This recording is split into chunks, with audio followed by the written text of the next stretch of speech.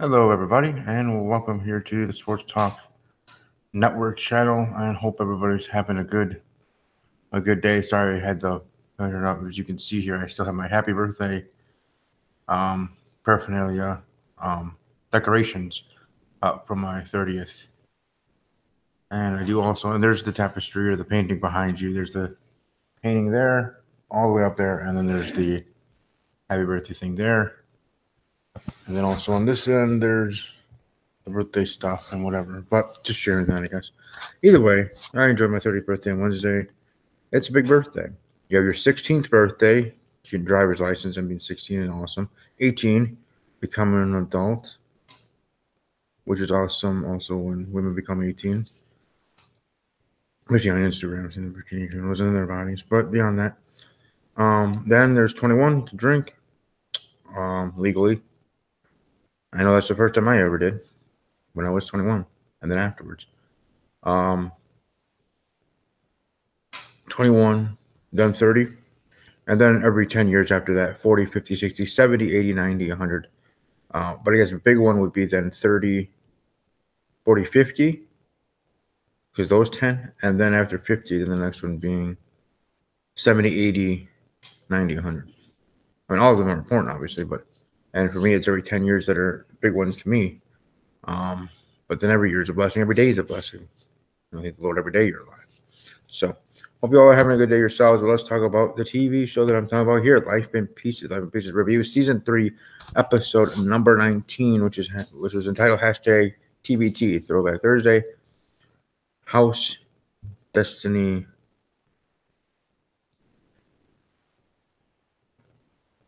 Drunken. So, there we go.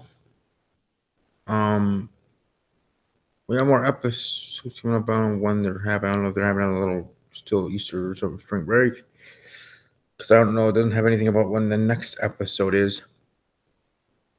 But here in this, just that short family's quirky history is revealed. How Tim met Heather's family. Jen and Greg purchased their dream home. Matt's story of getting sidetracked by Colleen while waiting for a blind date, and John's last flight before his retirement. Now, they did this throwback stuff last year as well, and they have done it each year.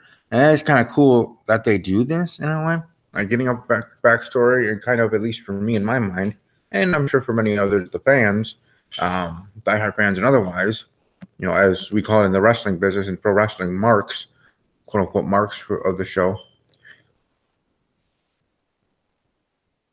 Putting the pieces together, and everybody knows how much I love puzzles, especially if you follow me on Instagram. My pictures I have there are puzzles that I finished, or which ones I'm starting, and otherwise I get for gifts each and every birthday or Christmas, which is awesome. I do appreciate it for my family.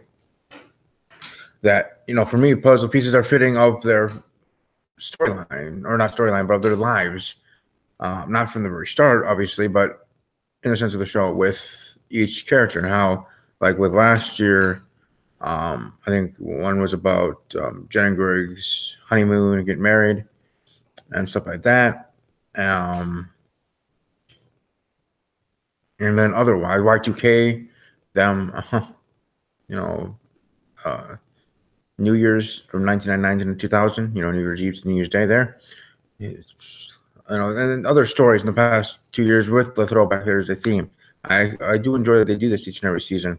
Kind of, like I said, putting pieces together, at least for me specifically, this fan, of their lives previous to when the actual series started, meaning within their universe. And again, this is how my weird mind works, but just in their universe, where it picked up from the season 1, from the pilot to now, continuing from there, and with the throwback, with the hashtag Throwback Thursday episodes, earmarked that way, kind of putting the pieces together out before then.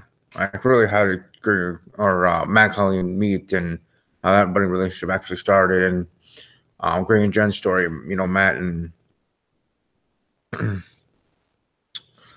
Matt Colleen, Greg and Jen, Tim and Heather, all their stories and everything. A backstory, so to speak, obviously is what I mean. But just for me putting those pieces together actually is pretty kind of cool, and it's kind of cool, very cool. At least for me in that sense. But let's start off with Tim meeting Heather's family. Tim still being in school at that time. Only been dating for a couple months, like they said, at that point. And her brothers, they're not having the highest thought of him right away. She pulls her mom aside, asking her, hey, what do you think of Tim, this and that, and then reveals that she's pregnant. Also reveals that she hasn't told Tim yet. And then her brothers find out, of course. The mom spills the beans. Excuse me. And then she finally does tell Tim, and he's all happy. And then Matt shakes his hand, welcomes him to the family, saying, I'm sorry for, specific things. He says, I'm sorry for saying this, but welcome to the family. No, I'm sorry for saying that you're a hopeless loser, wish you're dead. Welcome to the family. You seem like a good guy. And we'll be there for Heather. Be a good provider for Heather. For his sister. So there you go. On that story. I'm moving on to the next story. The short value dealing with this specific episode here in season 3. Greg, if I can speak here. Greg and Jen purchasing their dream home. Them just walking around, or the story starts out with them just walking on the sidewalk, planning where they want to go for the evening. Eat at her place, his place, and she goes, well, I think it's best for us to eat out. She has a crazy roommate. He barely has anything in his apartment or in his place. So let's eat out. And as they're walking there on that sidewalk, they see that, or she sees and notices, hey, this house is for sale. I really want it. This is my dream home. Looks pretty cool. Let's find out and look inside. Then they find out that the owners that live there currently want to sell it to married couples. So they actually are, because the realtor there talks about that, whether she meant or not. She says, oh, there's many people looking at the house, but the owners really want to sell it to married couples like you two. Wink, wink, hint, hint, even though it probably was a lie. Probably the simplest line in the book for realtors trying to sell a house. Get the market up and then pay more. Saying that there are other families. Now, there are times where it actually is true, and there are other families or the people, families or individuals, wanting to buy the house, and you are in a battle with actual other people.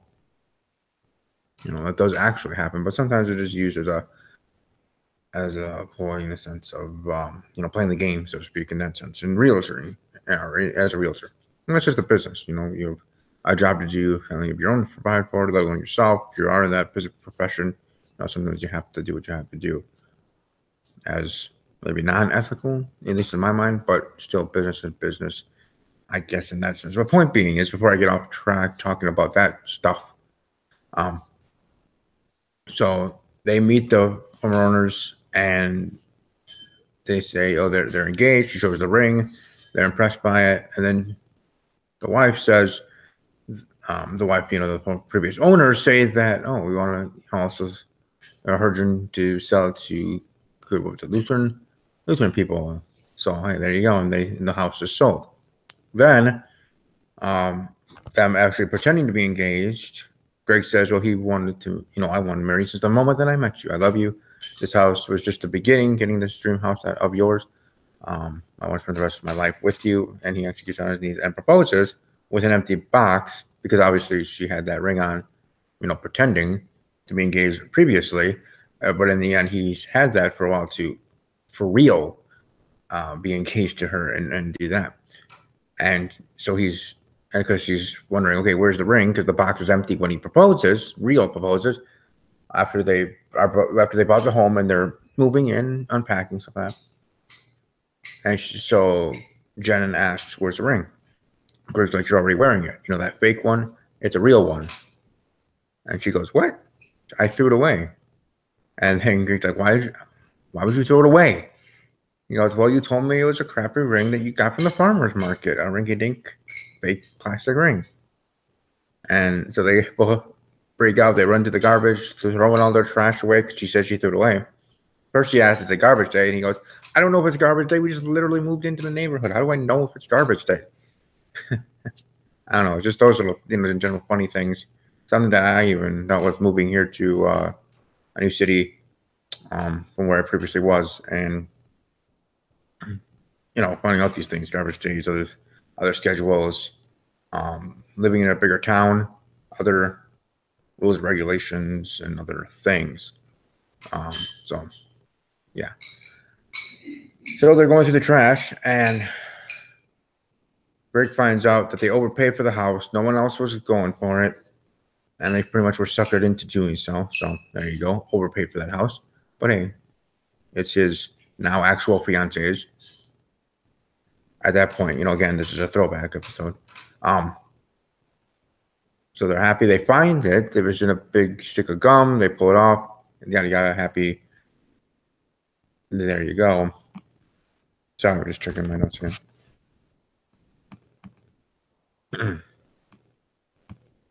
So that was the end of that story. Next story being Matt's story of getting sidetracked by Colleen while waiting for a blind date. He was sitting there with his brother there at the bar and restaurant, just talking, and him talking about his date, and he's nervous and this and that. And he notices he's Colleen, who is his boss. Remember, in the other throwback, I think last year was about them first meeting, when he was going to apply at that company or whatever at the time, and then apply there. And he was actually going to then throw it away because I think it was his mom or dad or one of them told him about that place to apply there. Would be a good place for him, this and that, steady job. He goes in there, he applies, he meets some weird dude, and then he's off put by that and doesn't want to anymore. And then he throws it away, and then as he's walking away, he sees her office or something like throw it away. I forget the specific how that one went in the last year's Throwback Thursday episode, entitled that way. So he takes it because he kind of has a crush on her a little bit. She on him. He kind of just, infatuated just by meeting her. And then she notices on his application that he's single. And that's how that went. So now, continuing from there, remember I was talking about in the beginning, build puzzle pieces for me in that sense of building a movie forward. Well, now, maybe a couple of years, a year later, months later, whatever, he's at a bar. He's working for her. He sees his boss there. She looks distraught or alone. Or just in general, she just wants to say hi.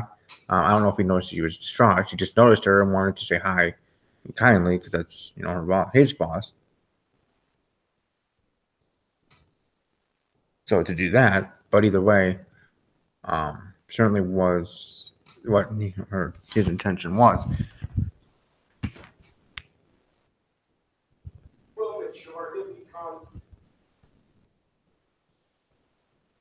Oh, sorry, I was moving because someone's been home.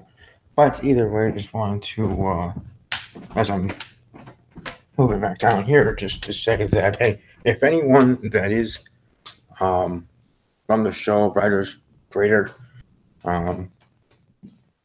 actor, actress of the show, watching any of these reviews, let alone this one, because sometimes I do share them to the group tweets that I have on my personal Twitter handle at Army_strong_06. Anybody and everybody, celebrities or otherwise, are welcome to follow me there. But anyways, if any of you are watching, I do thank you for doing that. I greatly appreciate it. And I hope you leave a comment, maybe say hi, maybe tweet at me, let me know you did see it. That's up to you. You don't have to do that. Like I said, I did even a video here on this YouTube channel talking about, you respect, celebrities when you tweet or in, social media, how to act when trying to reach out or speak with celebrities on social media. So people are welcome to check that one out too. It should be under my miscellaneous playlist, album, whatever you want to call it here on YouTube. But either way, definitely would appreciate that if any of them did see any of these videos, especially this one, how much I'm talking about it in depth and how as a fan I'm liking these throwbacks and stuff like that, hearing from my perspective.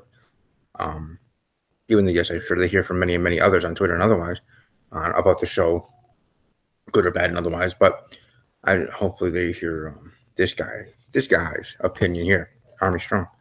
But either way, moving on and speaking of what I was talking about with this story specifically dealing with Matt and Colleen. So he notices her. He goes over there to say hi, and then notices she's crying. But at first, he thinks it's because of him, startled her or something.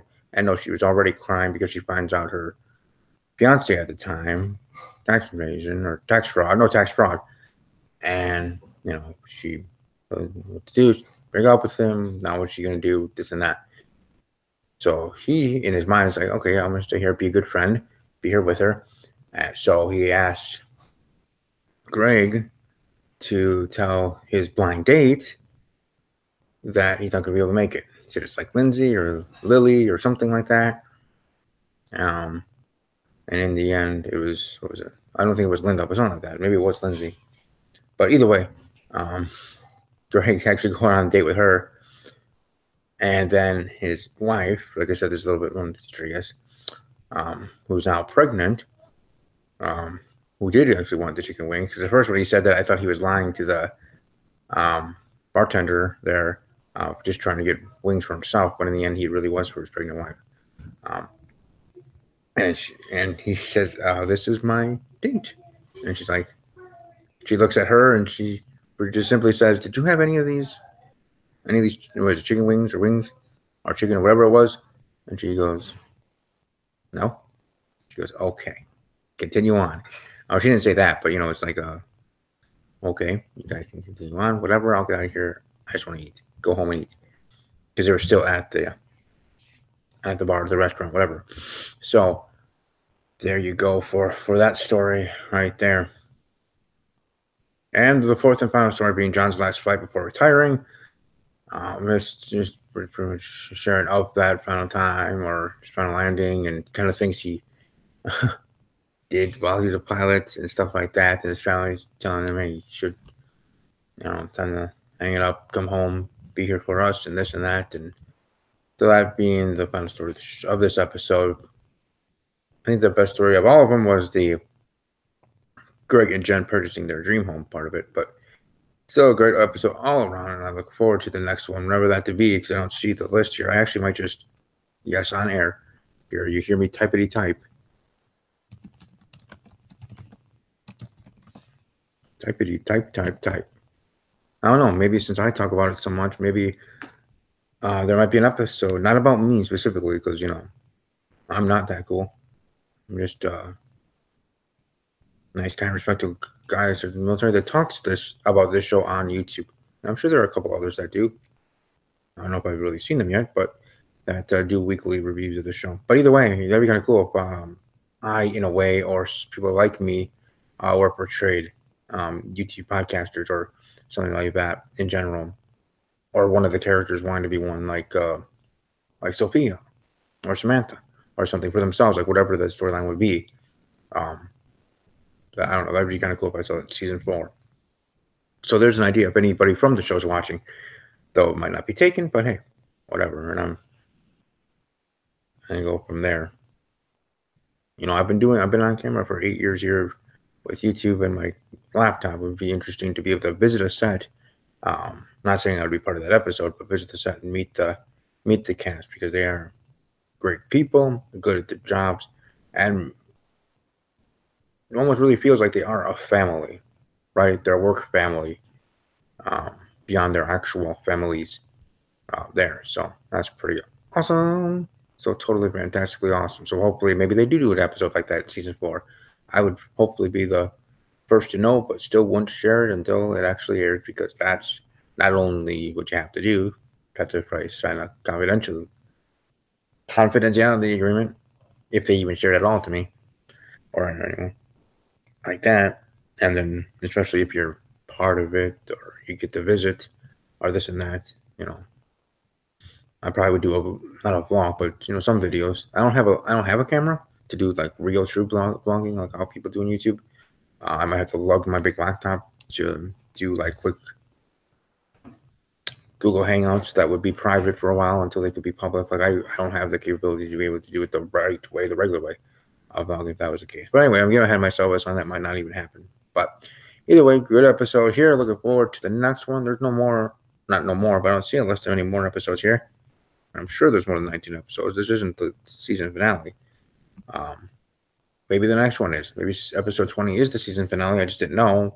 I thought I remember saying 24 episodes for this season, but what do I know, right? I still love the show. I watch each and every week, and look forward to the next one. Hope you guys enjoyed this review, and look forward to the next one here. I'll share this on social media. You can follow me on Twitter at WWE_podcast at NFL and as well. So hopefully you all have a great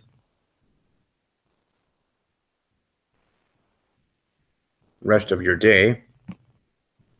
Stay safe. Enjoy the weather wherever you are. And above all else, also you're welcome to leave a comment section below. If you're watching archived, I apologize if there were people watching live and I didn't read any of the comments. But I hope you guys enjoyed the video. Like I said, enjoy your weather, enjoy your time, enjoy your day, enjoy your weekend. I'll be back here on this channel actually a little later for the Greatest Royal Rumble. I'll be doing live reactions. So I'll be live again here on my YouTube channel doing that. So hopefully you all have a great rest of your day. And above all else, as always, take care.